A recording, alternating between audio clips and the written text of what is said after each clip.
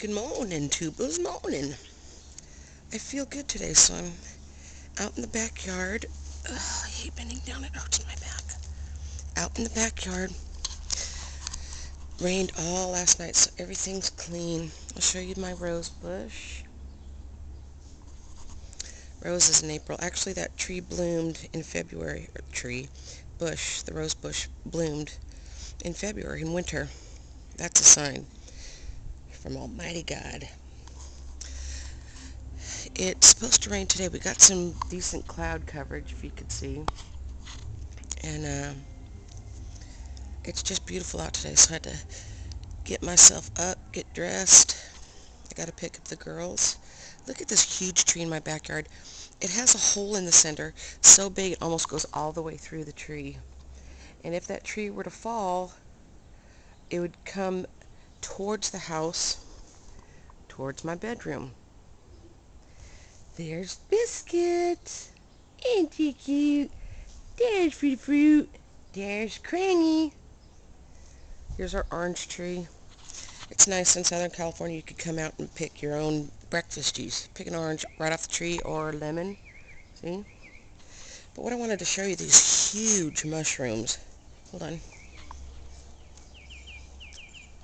They grow out of the side of the tree. Can you see those? I mean, look at that's a mushroom too. Several on top. And then just all the way up. It's Thursday, about 10 o'clock a.m. And I feel like someone beat me up. That's what fibromyalgia does to you. It just feels like someone beat you up. But it's too beautiful of a day to be stuck inside. So we're out and about. Ashley's at work. She has tomorrow off. We have a few things to do. Does anybody else out there have fibromyalgia? It's a horrible disease. It really is. It robs you of your mobility, your ability to act your age, get out and do stuff. No one should be in their bed 24/7 feeling like somebody beat them up. My wrists are killing me. I had surgery on both wrists and both elbows for carpal tunnel, and if I had a doctor in the family, I'd ask him to amputate my arms. That's how bad the pain is in my hands and elbow. It goes all the way to my back. But anyway, enough of that. It's a beautiful day. I'm going to make some homemade nachos for dinner tonight because we have some leftover lime chicken that we made yesterday, barbecued. So beautiful. Only in Southern California can you barbecue at night in April, pouring rain, and we barbecued. It's the way we roll. It's the way we roll.